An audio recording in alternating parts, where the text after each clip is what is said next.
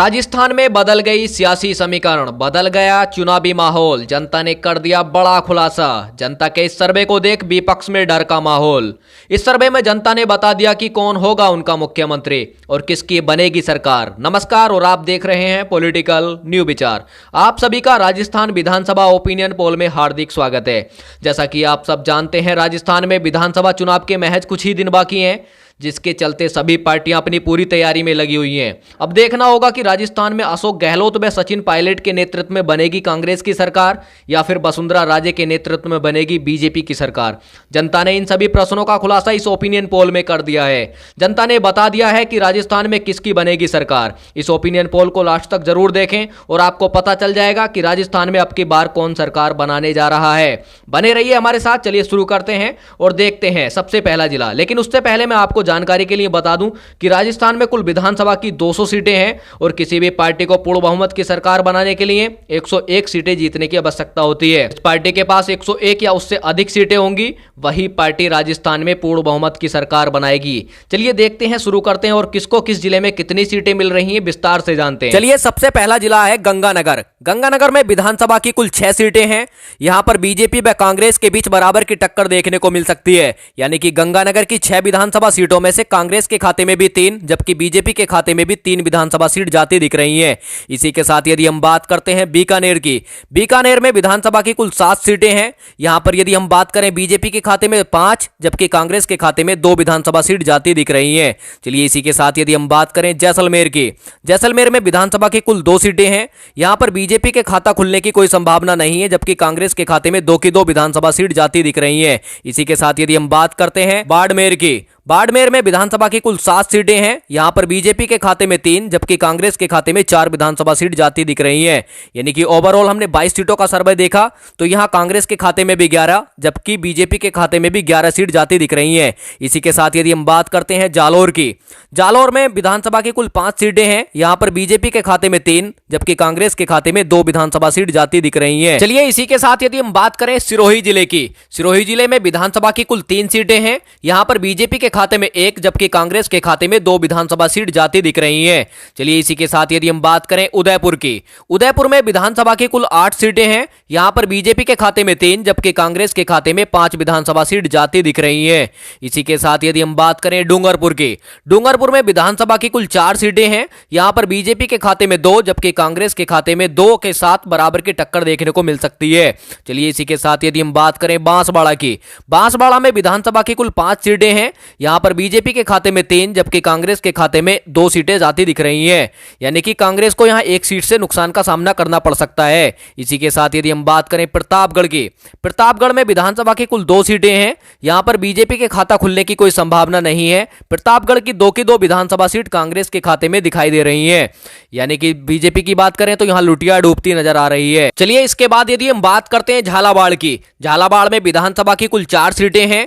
झालावाड़ में विधानसभा की 4 सीटों पर बीजेपी के खाता खुलने की कोई संभावना नहीं है। झालावाड़ की 4 की 4 विधानसभा सीट कांग्रेस के खाते में जाती दिख रही हैं। चलिए, इसी के साथ यदि हम बात करते हैं चित्तौड़गढ़ की, चित्तौड़गढ़ में विधानसभा की कुल 5 सीटें हैं। यहां पर बीजेपी के खाते में 2 जबकि कांग्रेस के खाते में 3 विधानसभा सीट जाती दिख रही हैं। चलिए, इसी के साथ यदि हम बात करते हैं कोटा जिले की, कोटा जिले में विधानसभा की कुल 6 सीटें हैं। यहां पर बीजेपी के खाते में 2 जबकि कांग्रेस के खाते में 4 विधानसभा सीट जाती दिख रही हैं। चलिए, इसी के साथ यदि हम बात करें बारां जिले की, बारां जिले में विधानसभा की कुल 4 सीटें हैं। यहां पर बीजेपी के खाते में 1 जबकि कांग्रेस के खाते में 3 विधानसभा सीट जाती दिख रही हैं। ओवरऑल सर्वे की बात करें यानी कि 68 सीटों का अभी तक का जो सर्वे हमने देखा उसमें से कांग्रेस के खाते में 40 जबकि भाजपा के खाते में 28 सीटें जाती दिख रही हैं। चलिए, इसके साथ आगे देखते हैं। अगला जिला आता है हमारा सवाई मानसिंह। सवाई मानसिंह जिले में विधानसभा की कुल 4 सीटें हैं। यहां पर बीजेपी व कांग्रेस के बीच बराबर की टक्कर देखने को मिल सकती है। सवाई मानसिंह की 4 विधानसभा सीटों में से कांग्रेस के खाते में 2 जबकि बीजेपी के खाते में भी 2 विधानसभा सीट जाती दिख रही है। चलिए, इसी के साथ यदि हम बात करते हैं करौली जिले की, करौली जिले में भी विधानसभा की कुल 4 सीटें हैं और करौली जिले में बीजेपी व कांग्रेस के बीच भी बराबर की टक्कर देखने को मिल सकती है। यानी कि करौली की 4 विधानसभा सीटों में से बीजेपी के खाते में 2 जबकि कांग्रेस के खाते में भी 2 विधानसभा सीट जाती दिख रही हैं। इसी के साथ यदि हम बात करते हैं धौलपुर की, धौलपुर में विधानसभा की कुल 4 सीटें हैं। यहां पर बीजेपी के खाते में 3 जबकि कांग्रेस के खाते में 1 विधानसभा सीट जाती दिख रही है। यानी कि कांग्रेस को यहां नुकसान का सामना करना पड़ सकता है। चलिए इसी के साथ यदि हम बात करते हैं भरतपुर की, भरतपुर में विधानसभा की कुल 7 सीटें हैं। यहां पर बीजेपी के खाते में 2 जबकि कांग्रेस के खाते में 5 विधानसभा सीट जाती दिख रही हैं।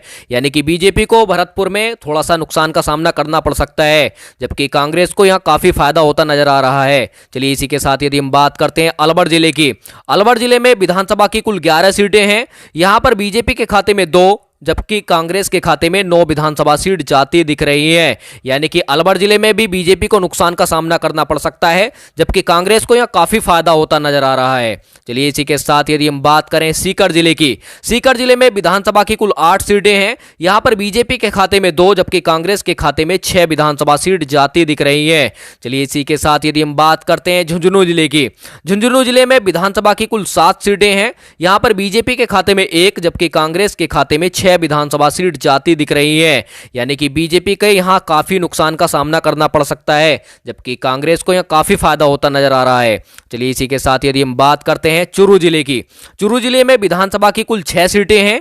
यहां पर बीजेपी के खाते में 1 जबकि कांग्रेस के खाते में 5 विधानसभा सीट जाती दिख रही है। चलिए इसी के साथ यदि हम बात करें भीलवाड़ा की, भीलवाड़ा में विधानसभा की कुल 7 सीटें हैं। यहां पर बीजेपी के खाते में 3 जबकि कांग्रेस के खाते में 4 विधानसभा सीट जाती दिख रही है। चलिए इसी के साथ यदि हम बात करते हैं राजसमंद की, राजसमंद में विधानसभा की कुल 4 सीटें हैं। यहां पर बीजेपी के खाते में 3 जबकि कांग्रेस के खाते में 1 विधानसभा सीट जाती दिख रही है। यानी कि राजसमंद में कांग्रेस को काफी नुकसान का सामना करना पड़ सकता है, जबकि बीजेपी को यहां फायदा होता नजर आ रहा है। चलिए इसी के साथ यदि हम बात करें हनुमानगढ़ की, हनुमानगढ़ में विधानसभा की कुल 5 सीटें हैं। यहां पर बीजेपी के खाते में 2 जबकि कांग्रेस के खाते में 3 विधानसभा सीट जाती दिख रही है। चलिए इसी के साथ यदि हम बात करें नागौर जिले की, नागौर जिले में विधानसभा की कुल 10 सीटें हैं। यहां पर बीजेपी के खाते में 2 जबकि कांग्रेस के खाते में 5 व अन्य दलों की बात करें तो अन्य दलों के खाते में 3 विधानसभा सीट जाती दिख रही हैं। चलिए इसी के साथ यदि हम बात करते हैं जोधपुर की, जोधपुर में भी विधानसभा की कुल 10 सीटें हैं। यहां पर बीजेपी के खाते में 2 जबकि कांग्रेस के खाते में 8 विधानसभा सीट जाती दिख रही है। यानी कि बीजेपी को यहां काफी नुकसान का सामना करना पड़ सकता है, जबकि कांग्रेस को यहां काफी फायदा होता नजर आ रहा है। चलिए इसी के साथ यदि हम बात करें पाली जिले की, पाली जिले में विधानसभा की कुल 6 सीटें हैं। यहां पर बीजेपी के खाते में 2 जबकि कांग्रेस के खाते में 4 विधानसभा सीट जाती दिख रही है। चलिए इसके बाद यदि हम बात करें अजमेर जिले की, अजमेर जिले में विधानसभा की कुल 8 सीटें हैं। यहां पर बीजेपी के खाते में 3 जबकि कांग्रेस के खाते में 5 विधानसभा सीट जाती दिख रही है। यानी कि राजस्थान की 188 सीटों का सर्वे हमने देखा, जिसमें से कांग्रेस के खाते में 120 जबकि भाजपा के खाते में 68 सीटें जाती दिख रही हैं। चलते हैं और देखते हैं अगला जिला, अगला जिला आता है हमारा बूंदी। बूंदी जिले में विधानसभा की कुल 3 सीटें हैं। यहां पर बीजेपी के खाते में 1 जबकि कांग्रेस के खाते में 2 विधानसभा सीट जाती दिख रही है। देखिए अगला जिला आता है हमारा टोंक, टोंक जिले में विधानसभा की कुल 4 सीटें हैं। यहां पर बीजेपी के खाता खुलने की कोई संभावना नहीं है, जबकि कांग्रेस के खाते में 4 की 4 विधानसभा सीट जाती दिख रही है। देखिए अगला जिला आता है हमारा दौसा, दौसा जिले में विधानसभा की कुल 5 सीटें हैं। यहां पर बीजेपी के खाते में 2 जबकि कांग्रेस के खाते में 3 विधानसभा सीट जाती दिख रही है। यानी कि राजस्थान की 200 ओवरऑल सीटों का सर्वे हमने देखा, जिसमें से कांग्रेस के खाते में 128 जबकि बीजेपी के खाते में 72 सीटें जाती दिख रही हैं। और मैंने आपको बताया कि किसी भी पार्टी को पूर्ण बहुमत की सरकार बनाने के लिए राजस्थान में 101 सीटें जीतने की आवश्यकता होती है, जिसमें से कांग्रेस को 128 सीटें जाती दिख रही हैं। तो इस ओपिनियन पोल के आधार पर हम कह सकते हैं कि अब की बार राजस्थान में कांग्रेस अपनी पूर्ण बहुमत की सरकार बनाने जा रही है। और आपको क्या लगता है कि राजस्थान में किसकी सरकार बनेगी और आप किसकी सरकार देखना चाहते हैं, कमेंट करके जरूर बताएं, क्योंकि लोकतंत्र को मजबूत बनाने के लिए जनता की राय महत्वपूर्ण होती है।